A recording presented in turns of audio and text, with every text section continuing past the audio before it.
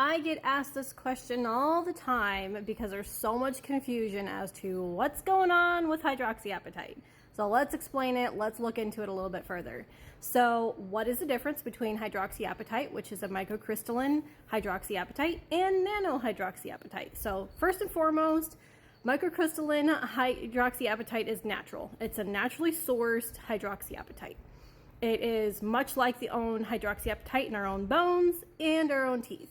Nanohydroxyapatite is a synthetic version of hydroxyapatite.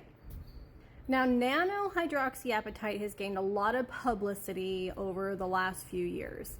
Especially now, there's a lot of companies that are pushing it really hard, saying it's more superior than a microcrystalline hydroxyapatite. And I personally have yet to see an actual study that shows the comparison between the two and how they work and if one works better than the other. Several countries have now banned nanotechnology ingredients. Europe just updated theirs, banning everything nanotech except for hydroxyapatite because it is so popular in toothpaste and tooth tablets. They are allowing up to 10% of the nanohydroxyapatite in toothpaste and tooth tablets. So I kind of feel like anytime there's a limit because there's risks involved, we're kind of going back to fluoride at this point, aren't we? Here is an actual study done by the NIH about nanohydroxyapatite. You can pause to read the whole thing, but this says many studies have demonstrated that nanomaterials can accumulate in the heart, liver, spleen, lungs, and kidneys of animals.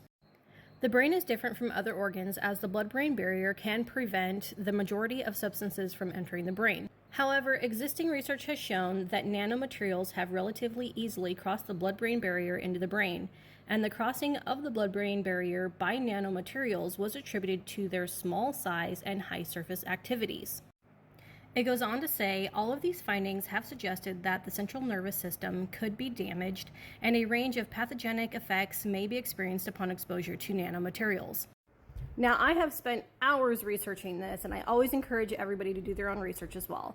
And go with what works for you. Go with what your gut tells you to go with. Nanotech is just not something that I'm willing to use with my own family because I just don't feel comfortable with it, with what I have researched and what I have found. So, if you want a truly natural option, check out our tooth powder. It is going to be different than most toothpaste, you guys. It's all natural ingredients. It's going to be very different.